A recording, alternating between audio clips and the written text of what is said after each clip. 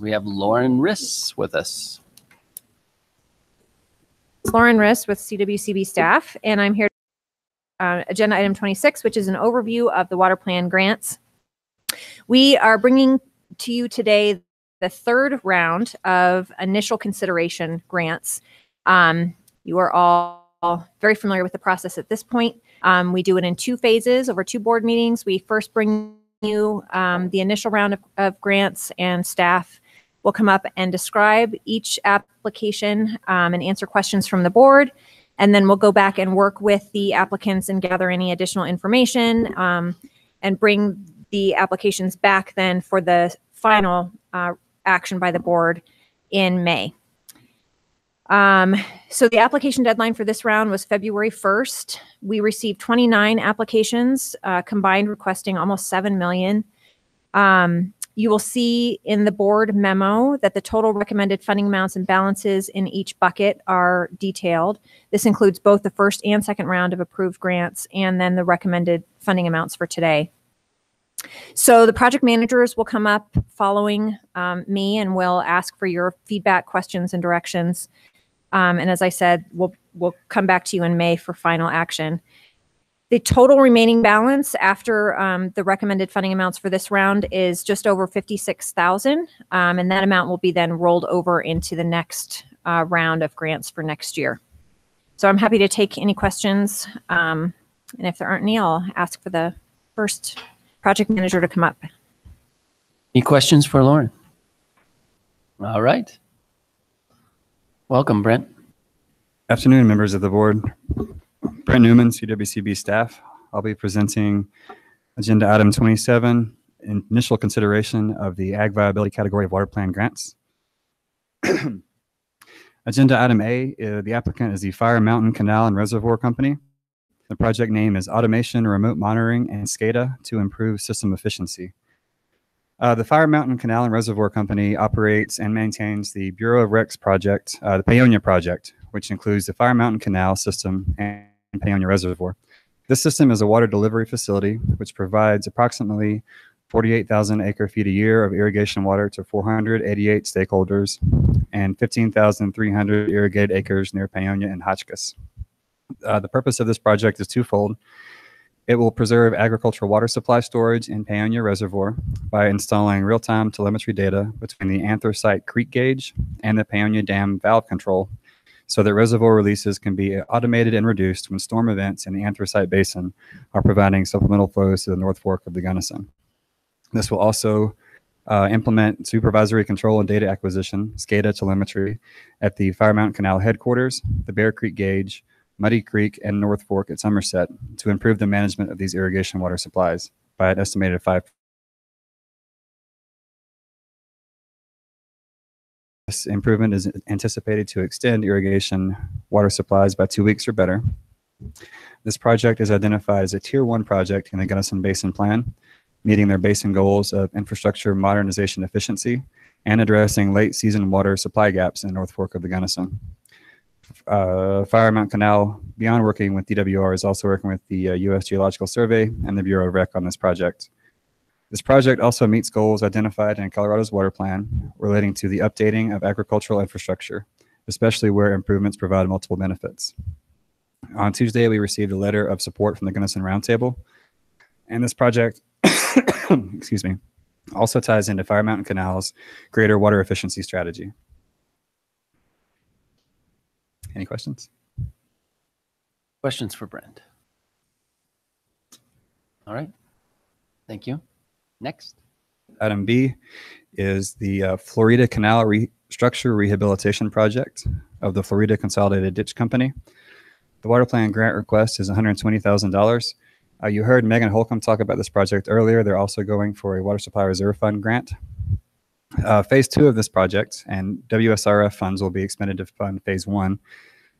These funds and funds that Linda will talk about under the Environment and Rec category will provide construction services and do some final design for the Florida Canal Diversion Structure Rehab Project. The structure delivers pre-compact irrigation water rights to the Florida Canal Headgate for irrigation of 6,900 acres on the Florida Mesa. This project will replace the existing low head dam with a structure that is safer for river users. This river is an important fishery in the Southwest Basin. The CWCB holds 2 in-stream flow water rights. And this also feeds Pistorius Reservoir, which is a state wildlife area that relies on water delivered from this river, and it's an important state recreation area. Director Gallagher asked me to talk a little bit about the phasing of this project and how the different CWCB funds will be implemented in the different phases. And their engineer is here also to answer any questions if you guys have any.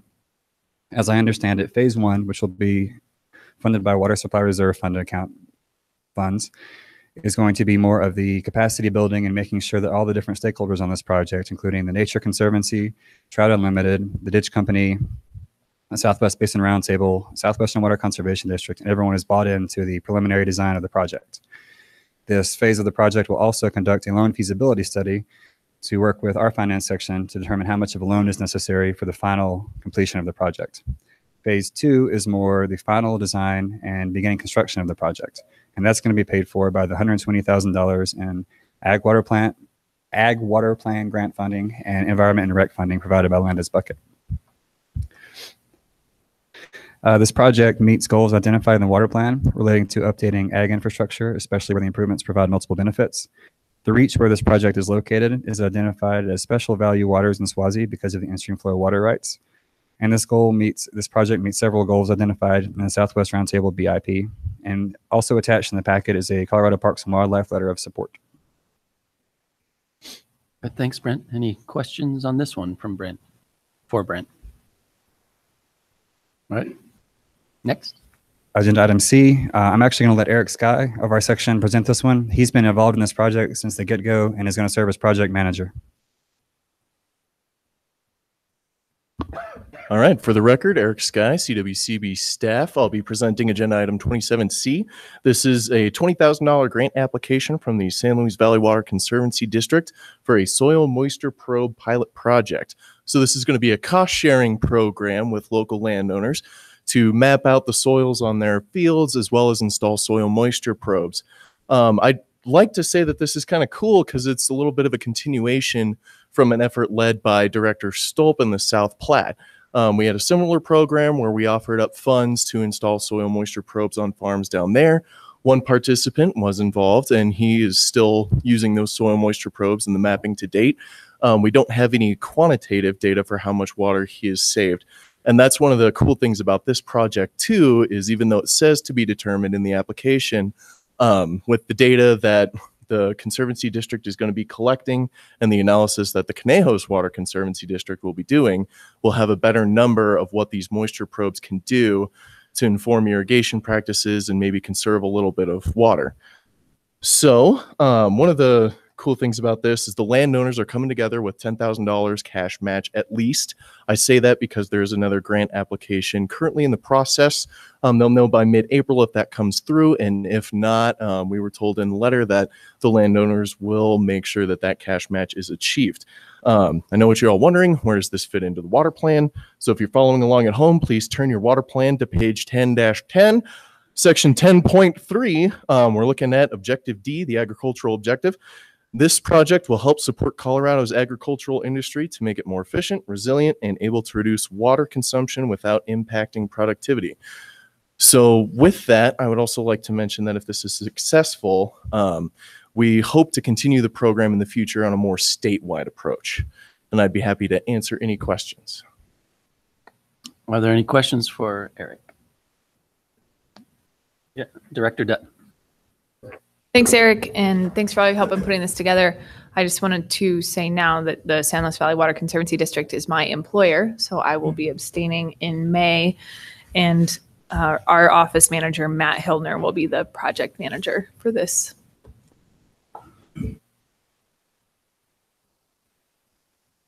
Comments or questions? Brent. Finally, agenda item D. This is the Arkansas Basin Project Implementation Guide to Watershed Health. It's a project of the Arkansas River Watershed Collaborative. The grant request is for $90,903. You guys have heard Director Goebel or a few other members of the Arkansas Roundtable talk about ARWIC and some of the efforts they've undertaken within the basin to improve watershed health through best management practices. The purpose of this project is to develop and publish a detailed plan outlining what work on improving water quality and restoring watershed health through best management practices has been completed in the Valley, what work needs to be completed, and how different science, monitoring, and research can be used to inform future work. The target of this guide will be to help identify areas of need for watershed health and best management practices that can be implemented to help alleviate high concentration of selenium, nutrients, and uranium in the waterways. This guide will help identify areas of need for watershed health that can be used for implementation of future projects in the lower basin that will have a side effect on watershed health. This project meets goals identified in the water plan related to updating ag infrastructure, especially where improvements provide multiple benefits. The Arkansas BIP states support for efforts to improve watershed health in the basin, and this project will directly create a guide that will outline BMPs that can impact watershed health. And that's all I've got. Right. Any questions on this one for Brent? Okay, thank you, Brent. Thank you. I just want to remind the directors, if you would like more information, or if you'd like a representative to come at our next meeting and explain it a little bit more, just let us know so that they can make sure that somebody from one of their representatives come. So just let the staff know. Anna. Anna Moss for the record, agenda item 28A. This is a grant request from the storage bucket for the Ogilvy Irrigating and Land Company for Sealy Reservoir dredging. They initially requested out of the water plan grant funds just over $1.5 million. Effectively, between water plan and dredging grant program, they were looking for 50% of the project cost to be covered. They did concurrently apply for a loan, and we decided to table that until the May meeting so that we can run the final water plan grant approval with loan approval. They intend to make up the balance with likely cash and loan. It might be entirely loan. They're still sort of in decision mode on that, but they have completed their feasibility study. They did a great job looking at alternatives. This project will restore 356 acre feet. It's water that's important to them. Often their deliveries don't meet their demands for their irrigation purposes, but this reservoir is also used for its sister company, Ogilvy Augmentation Company. And so I looked at a number of alternatives, including developing different sites. The maximum volume they could find at these local sites was about 100 acre feet. So this 356 certainly was a better benefit to them. They looked at raising the dam, and there's a lot of development in the area, so that certainly was not an option. The other nice thing about this project is a lot of the sediment came in as a result of a nearby road, but CDOT did some improvements, and so they believe that that recurrence is not going to occur in the future because of these road improvements. And the other nice part about this one for dredging, it's always where do you put that material, and there's a nearby developer who wants the material, so it just kind of pencils out well for them. So that's all I have on this, unless you've got questions for me. Questions for Anna on this one? All right, thank you, Anna. So we have agenda item 29, supply and demand gap initial review. Greg Johnson, Greg. CWCB staff for the record. Agenda item 29A and B. This is the supply and demand gap projects for the water plan grants. You'll remember that we had $2 million allocated to this particular category for water plan grants. For this third and final round, we received 2 new applications totaling $312,500, I should say. When combined with the previously approved applications from November and January, most recently, the remaining fund balance would be $52,949. Staff is recommending approval for the May meeting for the board for the full amount for both of these projects. Interestingly, both of these projects are very close, one in South Platte Basin, one in the North Platte Basin, but we've got the town of Castle Rock and El Paso County, so just across the divide there. They are both seeking robust long-term strategies for sustainability, for really meeting their water supply needs and using the water that they have as accurately as well as they can. So with 29A, we have the town of Castle Rock. This is for the Plum Creek Water Purification Facility Advanced Treatment Project.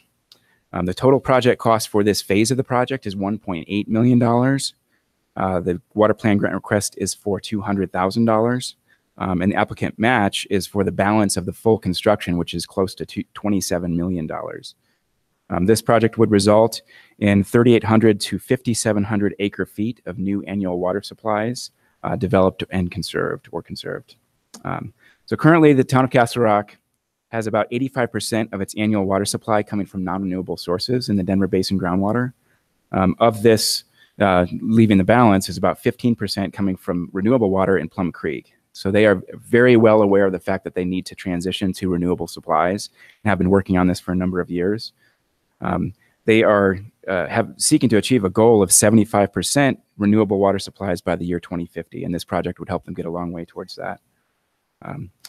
So this project would really allow them to use the renewable water supplies that they have, being the Denver Basin Aquifer Water, WISE supplies, which the board is very familiar with, and any future imported supplies that they're able to obtain, and significantly decrease the reliance on Denver Basin Aquifer as a result. So this includes the addition of new multiple barrier advanced treatment approach to their water supply treatment facility. It would remove pathogens, organics, and other materials related to drinking water contaminants and non-regulated contaminants of emerging concern, the CECs. The primary goal is to meet or exceed requirements of the EPA's Safe Drinking Water Act, as well as additional requirements of CDPHE that we have discussed with the board. This particular project would focus on phase 1, which is the raw water blending tank. Other phases of the project include an ozone system for advanced oxidation, a biologically activated carbon filter conversion, granular activated carbon contractors, an ultraviolet disinfection system, facilities for on-site handling of solids, and a new emergency generator. This project does meet many of the goals of the water plan, specifically focused on reuse, as well as many of the objectives of the South Platte Basin Implementation Plan. It supports goals relating to reusing legally available supplies to their extinction. So staff does recommend at the future meeting at May full approval of this $200,000. Any questions on this one from Greg? All right, continue on. So 29B, and I forgot to point out that I did have an error, my apologies, in the main memo for this agenda item with the staff support. So that last column on the first page of the memo, I had the full amount of the project instead of the actual amount, which is $112,500. The applicant has identified a number of other matching sources that will help make up the balance there. So this project for the Pikes Peak Regional Water Authority has a fairly long title. It's titled the El Paso County Groundwater Depletions Project Implementation Strategies to Meet the Supply and Demand Gap. I would point out that Gary Barber, who has been heavily involved in this project, is in attendance today if there are more specific questions on the project. This project really seeks to meet the 25,000 acre-foot gap in El Paso County that has resulted from 50 years of groundwater depletions from the Denver Basin and Upper Black Squirrel aquifers. And it would really tie well into the existing El Paso County Master Plan, which has been a wide-reaching initiative encompassing over 40 different public service providers. Which is currently also reviewing public policies promulgated under the El Paso County Land Use Code. And it's led by their community development department. It is envisioned that this would likely result in changes to land use codes, and therefore this project would help to dovetail with that existing effort to provide more specific actions. It does 5 basic things, seeks to do 5 basic things. Number 1 would be an analysis of current depletions and estimates of costs to continue groundwater extraction. Number 2 would be an analysis of the financial capacity or the debt load of the individual and collective water providers that they could actually participate in some of these solutions. Number 3 would be an analysis of scenarios where the major regional water providers, so Colorado Springs Utilities, could help to equitably offset some of these needs and come in with some supply. Number 4 would be an evaluation of methods for reuse and to extinction of fully consumable water that is currently being used in El Paso County. And then finally, the 5th major thing is looking at aquifer storage and recovery in the Upper Black Squirrel Basin. This would build on a study that was done in 2008 by the Colorado Geological Survey that had identified the Upper Black Squirrel Aquifer as capable of storing up to 200,000 acre-feet. And combining with all of these different analyses would be specific recommendations that could be used in the county to really move forward. I should add that the regionalization conversation is something that has been ongoing for a while in El Paso County, and was actually included in the 2017 Springs Utilities Integrated Water Resource Plan. So they've been very involved in the discussions related to this project. This project also ties very closely to the Colorado Water Plan as well as the Arkansas Basin Implementation Plan. The 25,000 acre-foot gap in the county has been identified in every major needs assessment that our board has participated in for a number of years, starting with SWASI 2004, 2010, of course, the Basin Implementation Plan and other needs assessments that have been related. So it would help to examine regional solutions, maximize reuse, promote conjunctive use, including possible aquifer storage and recovery, and potentially employing water sharing agreements moving forward. So staff recommendation is for the requested amount, again, the corrected amount from the memo, the $112,500. Thanks, Greg. Any questions for Greg or Gary Barber? Or Gary, do you want to say anything about it, or? Very much appreciate y'all being willing to listen to this, and also for Colorado Springs Utilities having determined in their most recent integrated water resource plan that they'll really consider regionalization.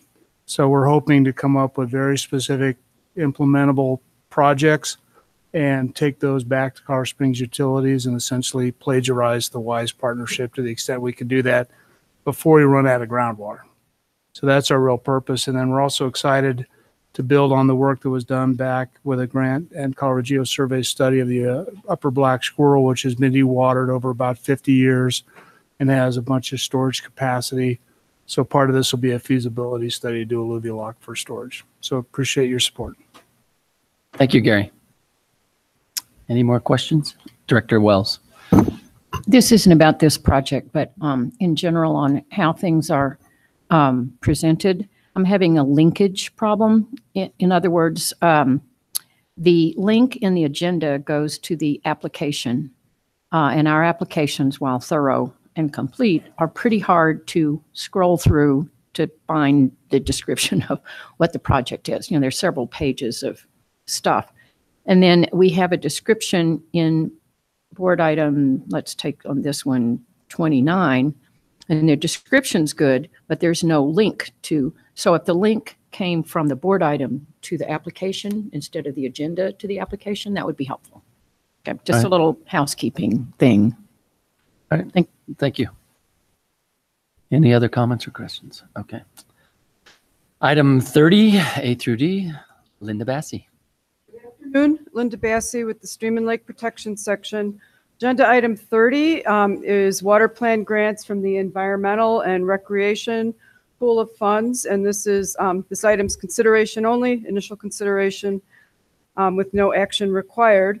So the Environment and Recreation bucket started with $1 million in available funds and currently has $204,716 remaining for this third round of grant requests. We received 6 applications totaling $344,605, and 2 of those were withdrawn and may be submitted to a future round of applications. So staff supports the 4 applications in agenda items 30A, B, C, and D, and that totals $203,714. So all we have left is $1,002.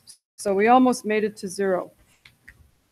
So agenda item 30A is an application from the Mountain Studies Institute for the Animas River removal and replacement of invasive phreatophytes phase 2.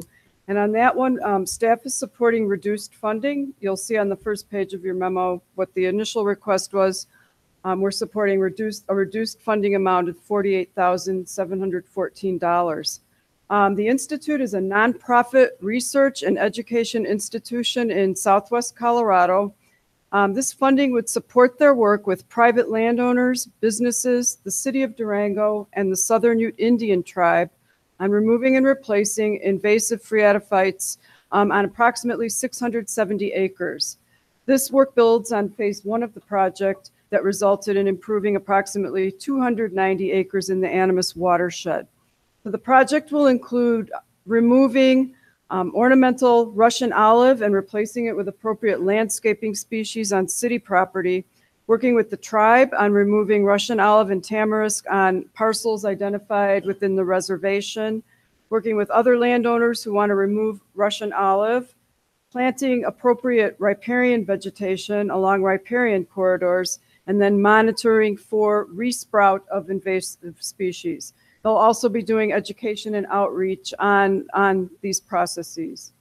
The project contributes to the water plan goals of protecting, maintaining, and improving functional riparian habitat, and it implements part of the 2011 Animas Watershed Plan by improving riparian conditions and reducing invasive species. It also addresses several measurable outcomes of the Southwest Basin Roundtable Basin Implementation Plan. All right. Any questions for Linda on this one? All right. Thank you. Next. Agenda item 30B is the Rio Grande Watershed Emergency Action Coordination Team, affectionately known as REACT. And that project is the Upper Rio Grande Environmental Restoration and Recreation Infrastructure Improvements. There was a contest to see who could come up with the longest project name, and we all have, my bucket got the longest ones, I think. Staff is supporting the requested amount of $55,000. REACT was formed during the 2013 West Fork Complex fire and has worked with 70 partners to implement more than 200 projects and initiatives over the last 5 years. They have requested grant funding to assist in the construction of a new boat ramp, install fencing and transplant willows to protect and restore channel banks and riparian areas from trampling and overgrazing, and repair trails and create hardened access points for stock to improve water quality by reducing erosion. All of these activities will address impacts from heavy recreational use in 3 different areas. The Rio Grande Campground, that's located along Highway 149, about 10 miles from Creed. The 30-mile dispersed stock unloading area located below the outlet for Rio Grande Reservoir, and the Ute Creek Trailhead, which is located above the reservoir. This project involves many partners. We've received support letters from federal and local governmental entities and nonprofit organizations. The project furthers the water plan's objectives of protecting and improving conditions of stream banks and riparian areas to promote functional habitats, and of supporting water-based recreation and protecting water quality. It also contributes to meeting several Rio Grande Basin Roundtable strategic goals. Any questions for Linda on this one? All right. Thanks. Okay, 30C is $1,000, which is the amount staff is supporting for the Fish Creek Critical Community Watershed Wildfire Protection Plan. It's another long one.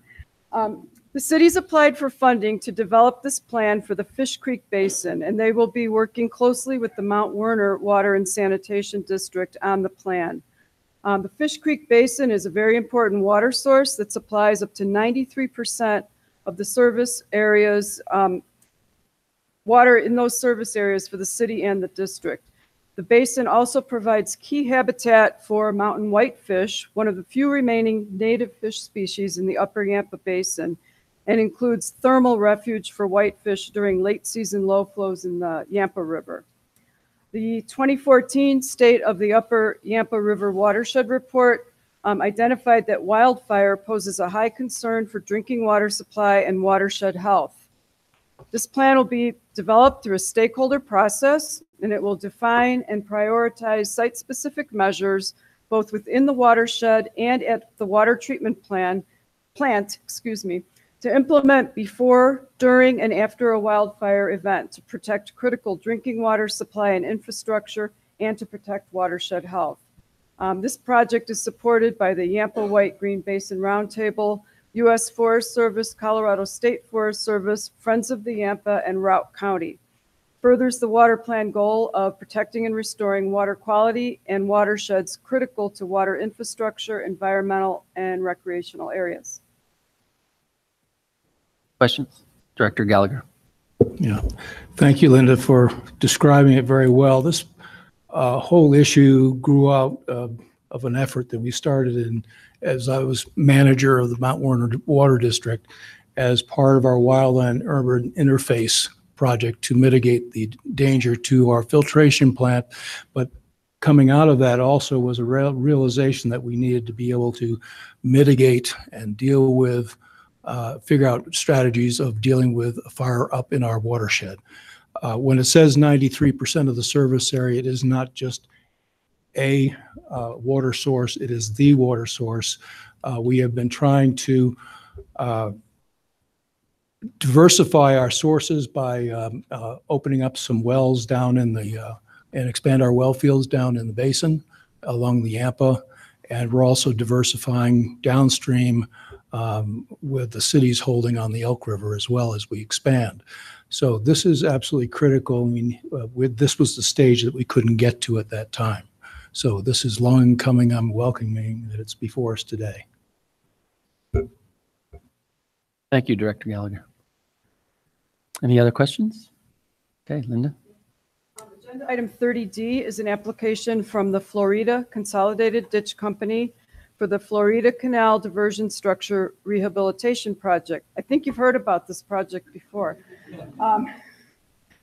This increment of funding will be used in phase 2. It will be used for final engineering services during bidding, and partial engineering services during construction.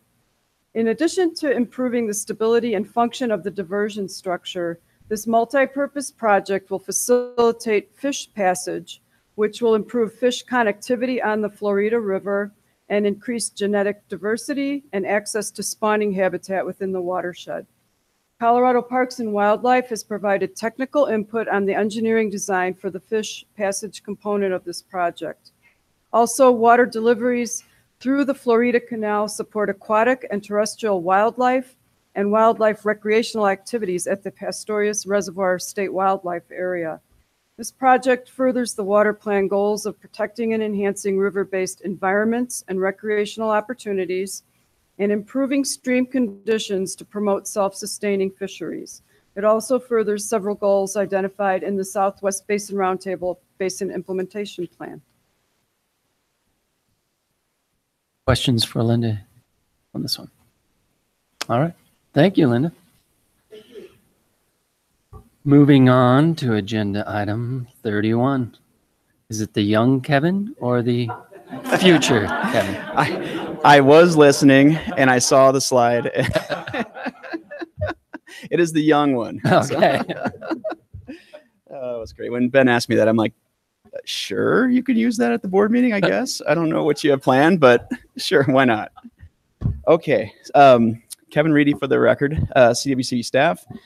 This is agenda items 31A through G. So I've got 7 grants this time, a little bit of a heavier load, totaling a total of $743,254, which has a remaining balance of $2,246 in the account for the whole shebang.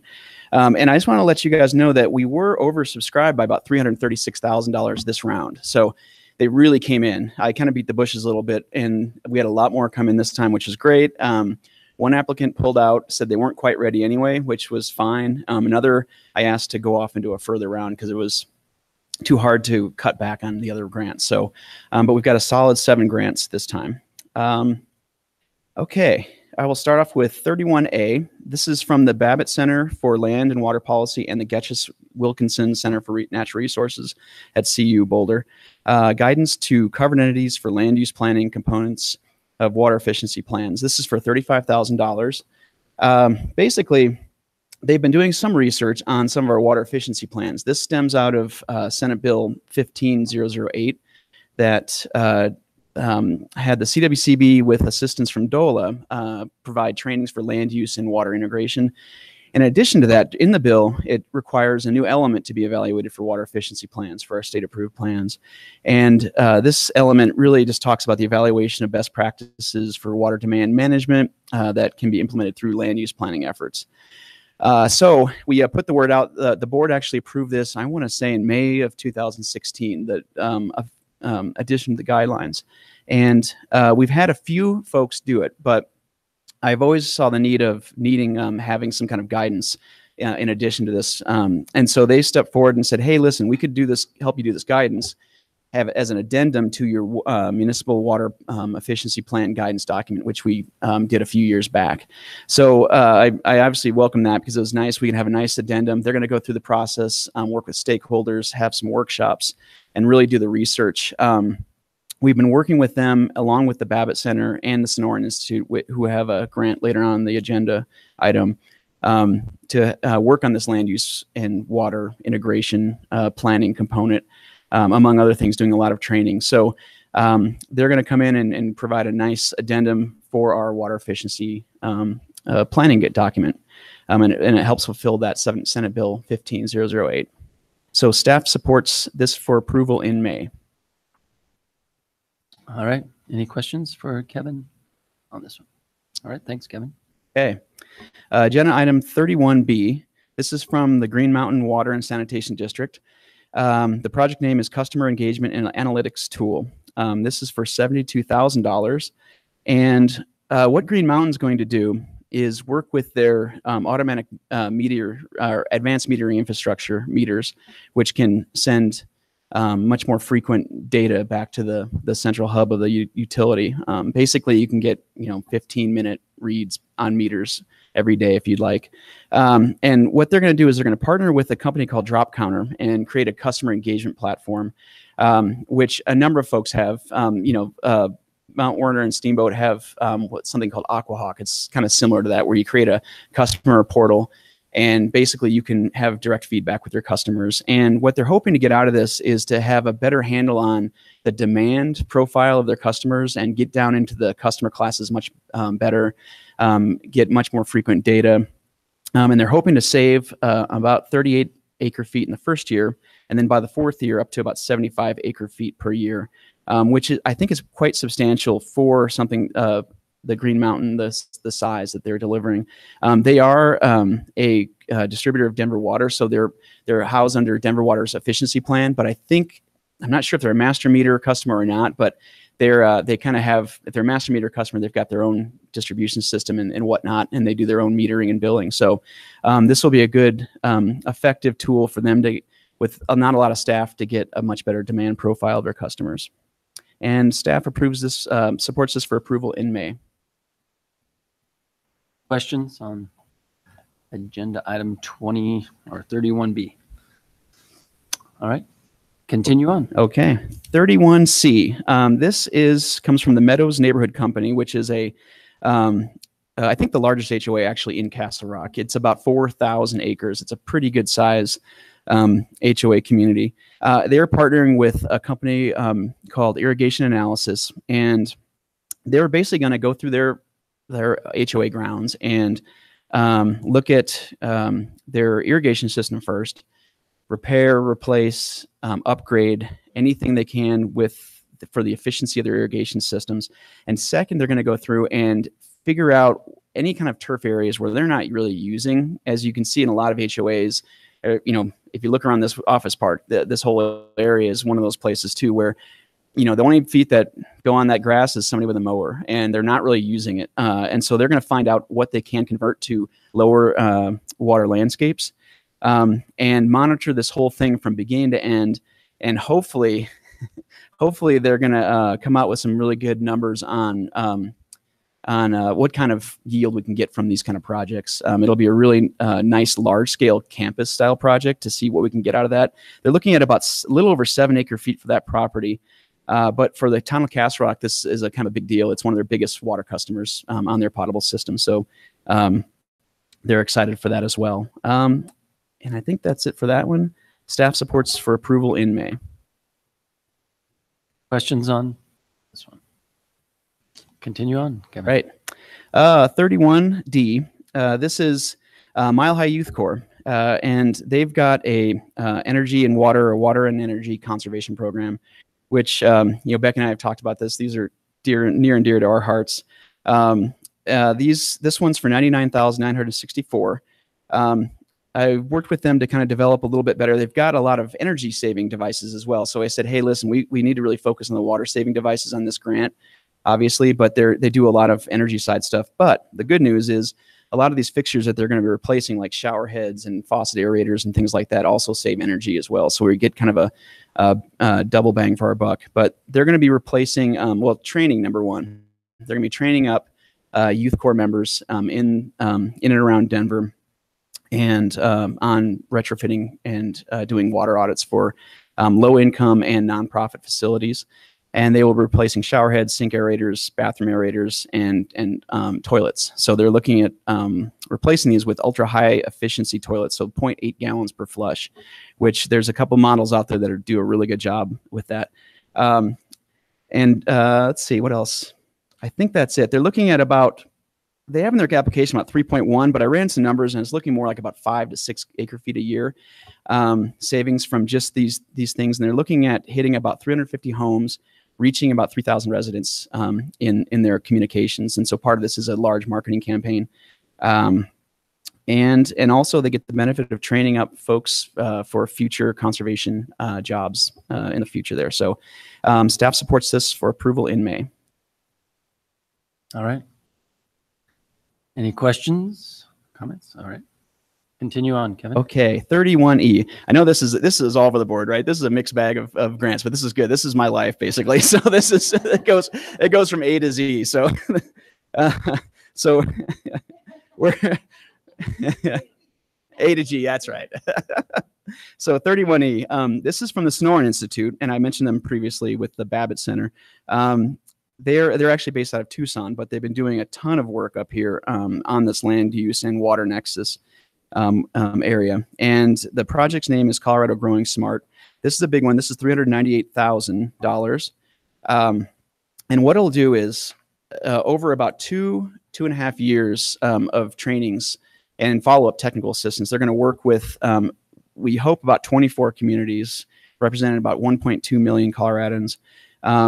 And hoping that out of these trainings, they come out with action plans on integrating water into their land use planning efforts. They're going to reach all sorts of planners and water providers and elected officials. They think about 400 total through these trainings. I participated in a training they did last September. It's an intensive 2.5-day workshop, and I was one of the technical facilitators on it, and it was good.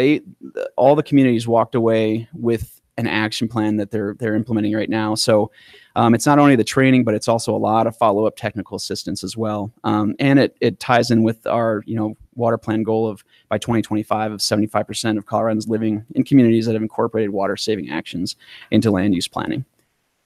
And staff supports this for approval in May. All right, any questions? Director Dutton.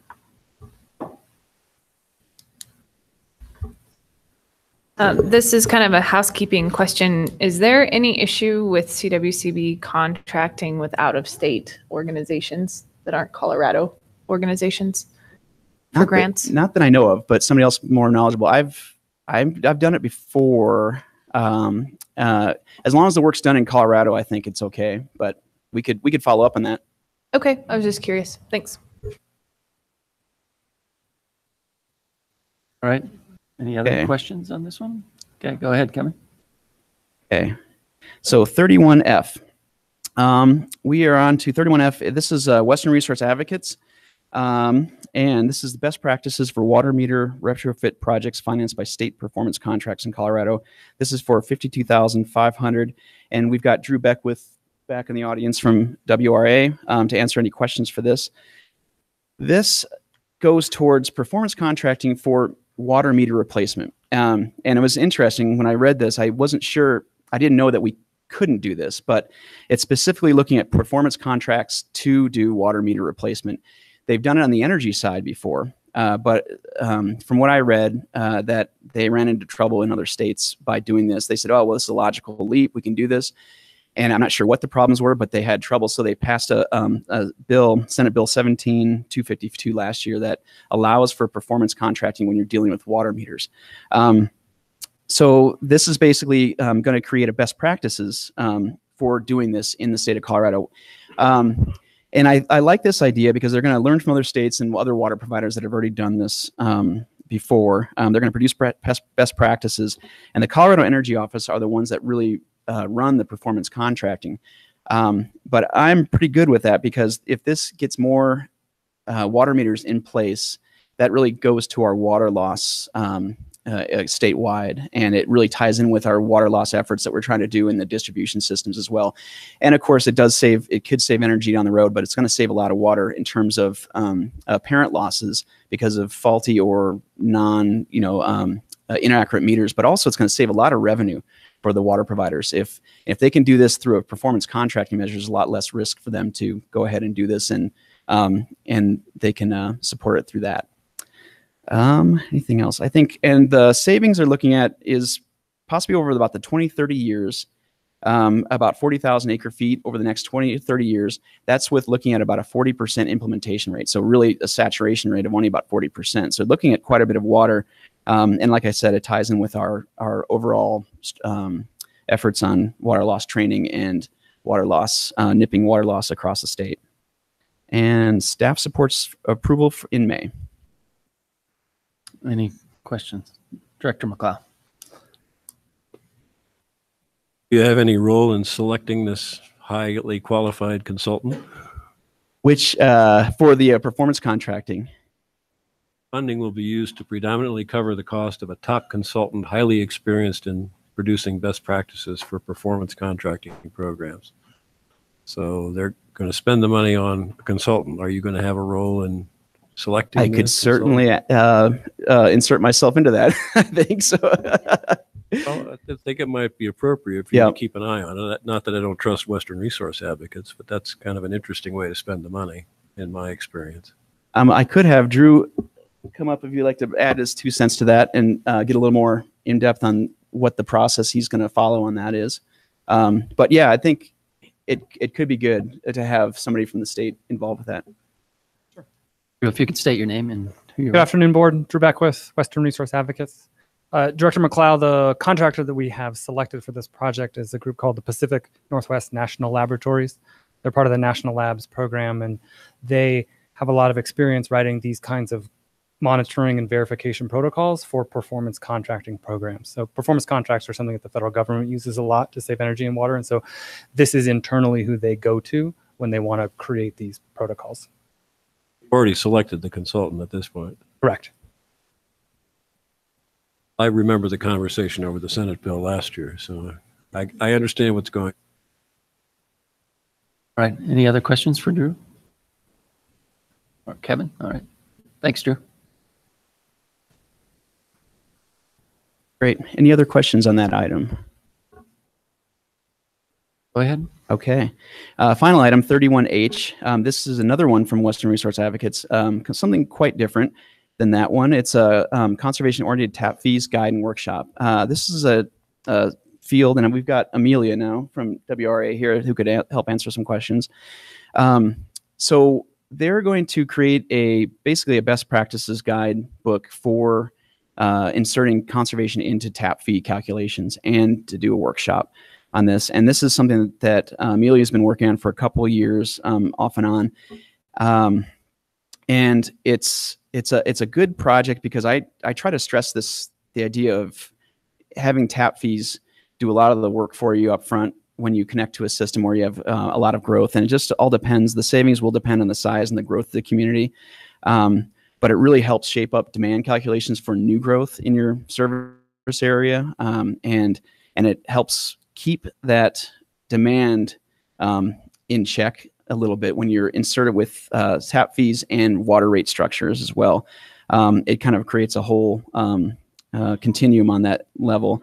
And it also ties in really strongly with the water efficiency and land use planning, because how we grow and how we shape our land use patterns part of that can be dictated by what kind of tap fee structure we've got. And if you're working with a conservation-oriented tap fee, it could help not only figure out what demands you're going to have, but also maintain those demands so you don't have a customer come in and who's going to use 10 times as much as you thought they were going to use.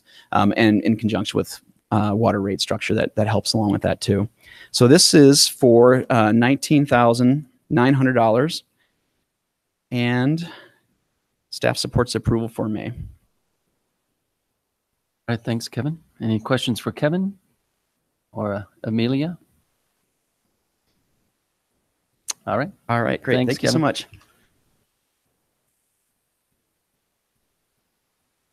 Next up, agenda item 32, Ben Wade. And Director Goebel's going to have to step out of the room for family business.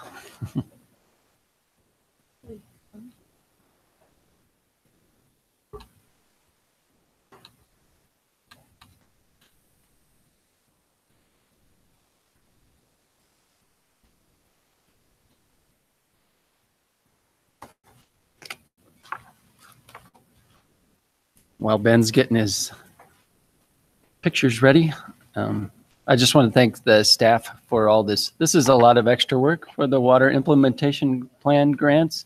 So you've all taken on additional duties above and beyond what you've done. And so we really appreciate you working diligently to carry this through. And this is the last round of the first set of water implementation plan grants. And looks like we'll be continuing on next year. But I just wanted to take the time to thank you all.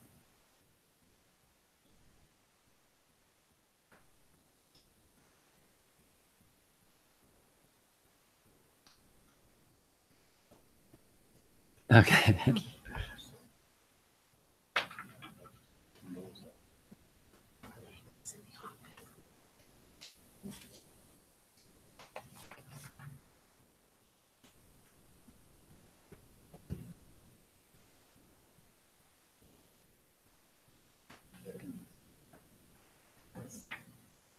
Okay, hopefully everybody can see that. For the record, Ben Wade, CWCB staff. This picture had to be shown more than once at a board meeting, so here's my spin on this. So this, as you know, this picture was taken in Steamboat at a water festival, not a water festival, music festival. And Kevin, being the wise sage that he is, decided that he would not speak to 2038 Kevin, because that'd be disastrous. I mean, there was two possibilities. The first possibility is with coming face to face with yourself, with your older self, would go into shock and simply pass out.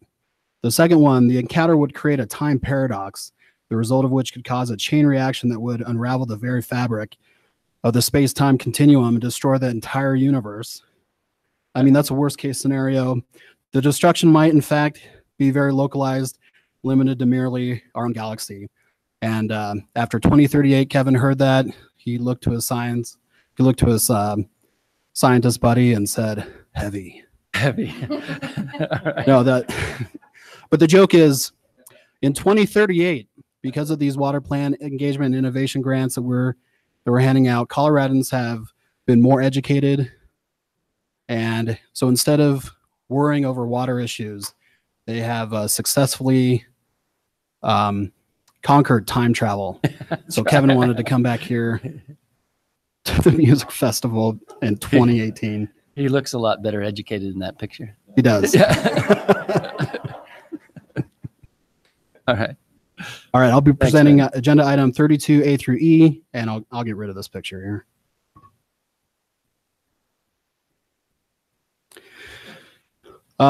So we actually had 6 applications come in for this particular bucket.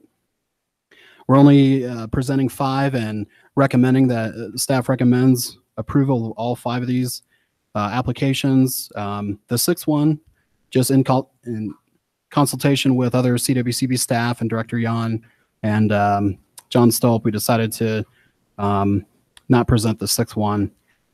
But with these, if approved, if these grants are approved, we would head into the new fiscal year just under $150 left in this grant fund. The first grant to present is 32A. The applicant is a Greenway Foundation, and the Greenway Foundation has been nonprofit here in the Denver area since the mid-70s. And they're always working towards finding solutions to the pollution issues along the South Platte River within the Denver metro area. The goal of this particular project is to develop a design that can be put into these urban waterways and collect trash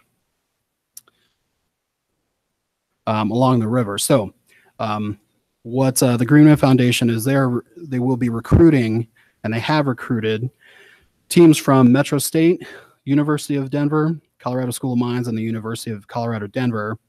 And these teams will compete with one another. The goal is to purposely go outside of water resources into other professional disciplines within the school, to bring in a team that will design a device that can be implemented, eventually constructed and made available out in the marketplace in the future.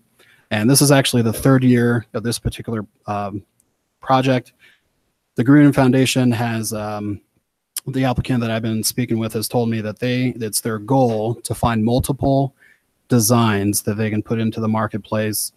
And hopefully eventually it'll spawn outside of the Denver metro area into other communities as well. This particular project will help achieve the goal in the water plan, water objective F, watershed health, by protecting the healthy environments, protecting and restoring water quality, and protecting critical watersheds. Staff supports this grant at $24,500 for the Greenway Foundation. I'll answer any questions. Questions board members for may Ben have. on this item? All Are we right. going to get to see a prototype? Yeah, so this will, hopefully the winning design, will be able to at least get the designs in the final report. And hopefully it'll be, there was one design that I think it was from their 2016 competition that has made it into the design phase, but we haven't had a physical, something we can touch quite yet. But that is a goal from these projects, is to get something that you can actually touch and put in the river. Comments? All right, Ben, next. 32B is an application from Water Education Colorado, the organization formerly known as Colorado Foundation for Water Education. This application is to, this project is to design and build a statewide database strategic water education action plan. This will help fulfill Goal 2 of the Colorado Water Plan in Chapter 9.5, create a database water education plan. So this will kind of be like a playbook for water education statewide over the next 3 to 5 years.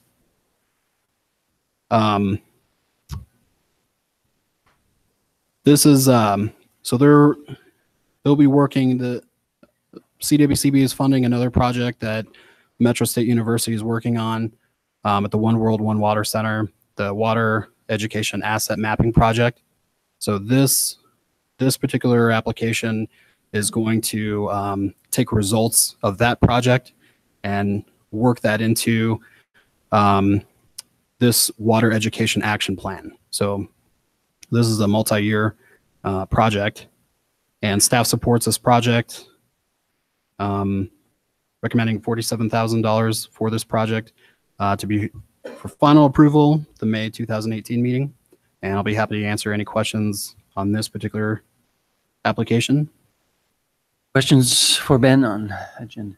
Yes, Director Gallagher. And is this developed some kind of template or to monitor what?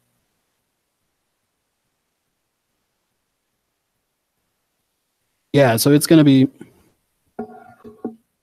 so the deliverable is, yeah, it is kind of a handbook, and it will take results from this water education mapping what are the successes, what are some of the failures of past water education, and what folks can do for successful water education programs within their basins, communities, statewide efforts.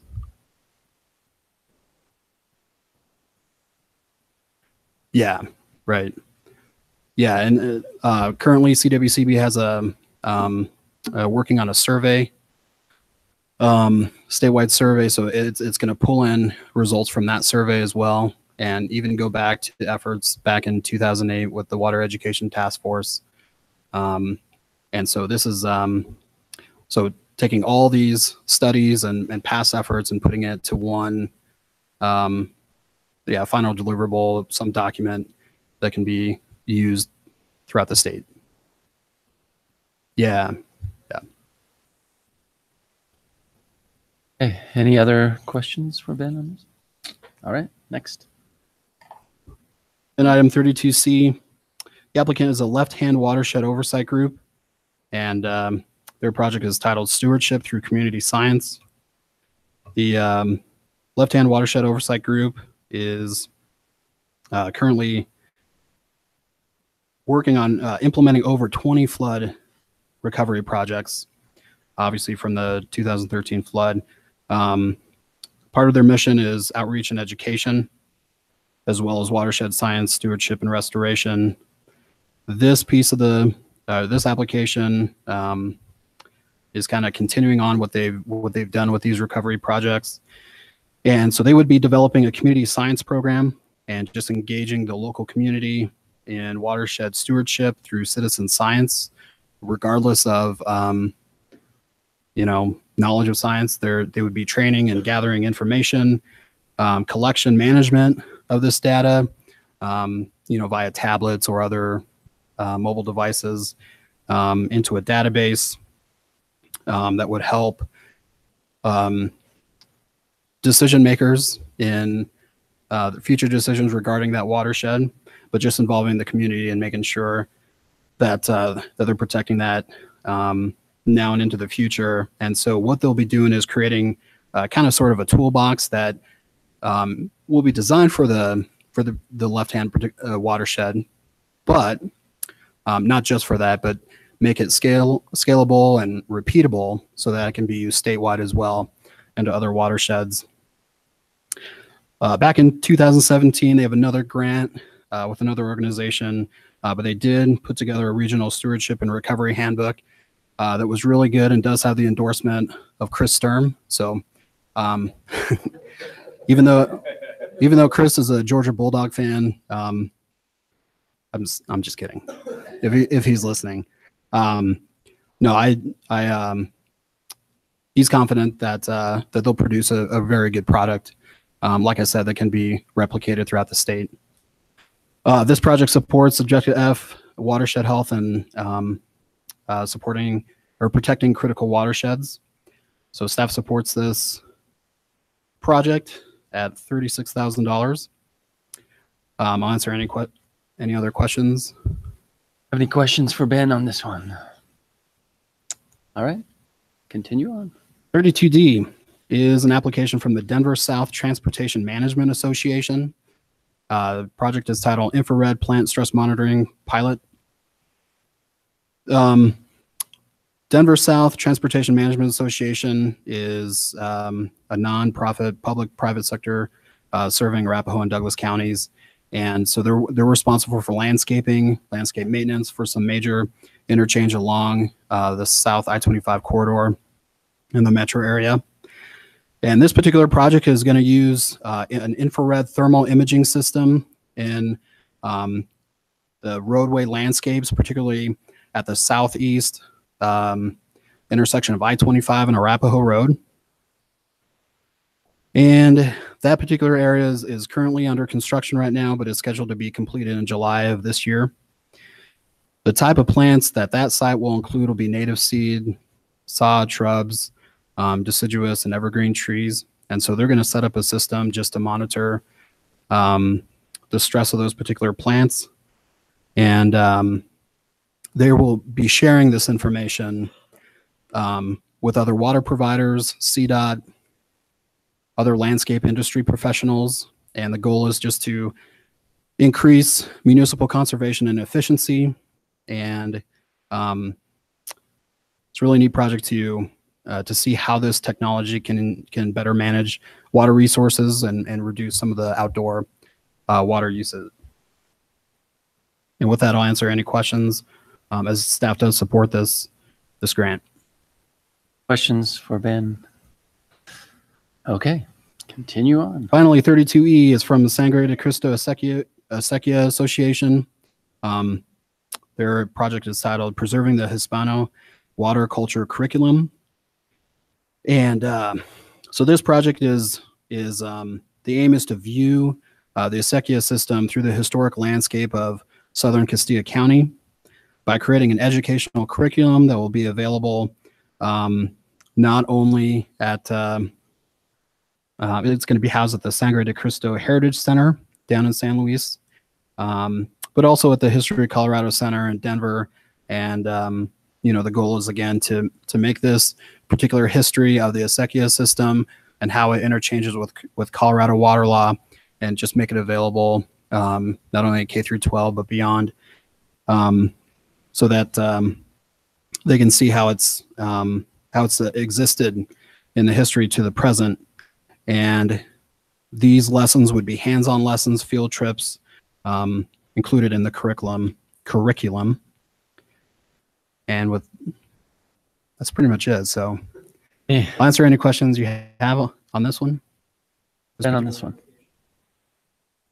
All right. Well, thank you, Ben. Well done.